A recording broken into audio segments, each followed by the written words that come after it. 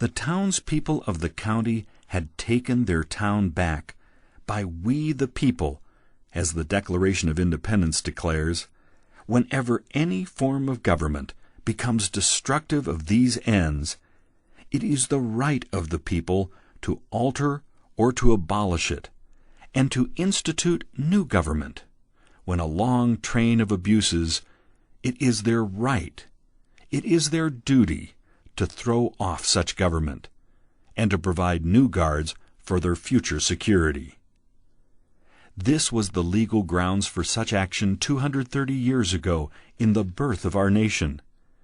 It was the legal grounds in the Battle of Athens in 1946, and it is the legal grounds for our time today.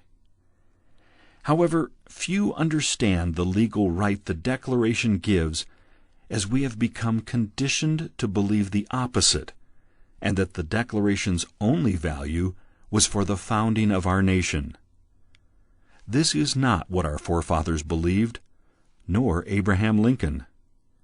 Abraham Lincoln, in office 85 years after the Declaration of Independence was drafted, said, "The government, with its institutions, belongs to the people who inhabit it. Whenever they shall grow weary of the existing government, they can exercise their constitutional right of amending it, or their revolutionary right to dismember or overthrow it." Lincoln clearly believed, as well as our forefathers, that there existed for the United States citizens this revolutionary right, a right that is found in our first inspired document. Everyone must be educated that by the virtue of the Declaration, we have at our present time a revolutionary right. As Lincoln was quoted previously in this writing, he called the nation to go back to the truths of the Declaration of Independence. That was almost 100 years after it was written. Lincoln obviously did not see it as a historical document, but rather that it had value for his day, as well as for our day, in guiding us, especially in restoring Christian principles. It is the revisionists who have taught, indoctrinated, and led us to believe the Declaration is only of historical value. However, again, Lincoln's words, quoted earlier in this book, show the opposite, and it is most appropriate to listen to again. Our fathers established these great self-evident truths, that their posterity might look up again to the Declaration of Independence and take courage to renew that battle which their fathers began, so that truth and Christian virtues might not be extinguished from the land. Now, my countrymen, if you have been taught doctrines conflicting with the great landmarks of the Declaration of Independence, let me entreat you to come back to the truths that are in the Declaration of Independence. Truths? God is truth. Lincoln said to come back to the Declaration, that Christian virtue might not be extinguished from the land. The extinguishing of Christian virtues is exactly what is happening in our present time. Have you been taught doctrines conflicting with the Declaration of Independence? Yes, we all have. Every institution across the land has had revisionists change its core beliefs and principles about the Declaration of Independence and other documents of our founding by some degree or another. We must change our mentality, which has been touched and formed by the media and the educational systems, which is resulting in our letting America be taken without resistance. Also, as stated previously, the moral character of the Constitution and the rights it gives comes from what is declared in the Declaration of Independence.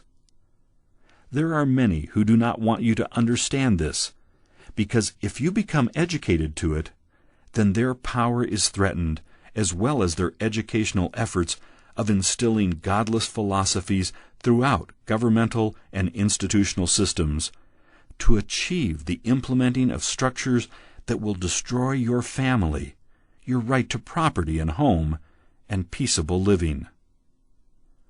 All our nation's fathers, right up to just a few decades ago, would be horror-stricken by what is taking place in our nation. By their own words found in letters, speeches, and diaries, and by the witness of their very lives, we can be assured that they would have immediately formed a revolt. We are moving into a phase where we can no longer rely on our voices being heard by petitioning the representatives of government, or, as presently structured, casting our votes at the ballot box. Both of these are now tools used against us, so to keep us in order and to stop water from turning to steam. These two tools, collecting petitions and casting our votes as constitutional rights, have worked in the past. We must immediately recognize and rise above a mentality that we have only these two steps of petitioning and voting as our means to change things. We must start thinking of another way. Are these thoughts bold?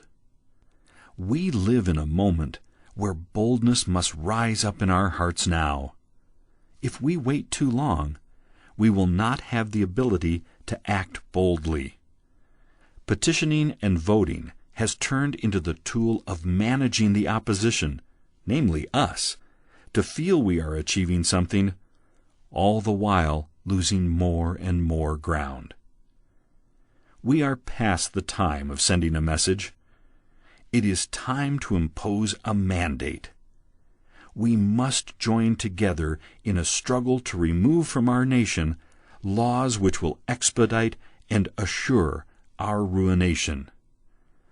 Water cannot stay water once it passes 212 degrees. It changes to steam.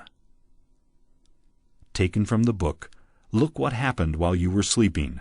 Order on lookwhathappenedwhileyouweresleeping.com. I can't explain it, but when I first held the book, Look What Happened While You Were Sleeping, in my hands, I felt I was holding something very powerful. Look what happened while you were sleeping? Unbelievable. Order on Amazon.com, Barnes & Noble.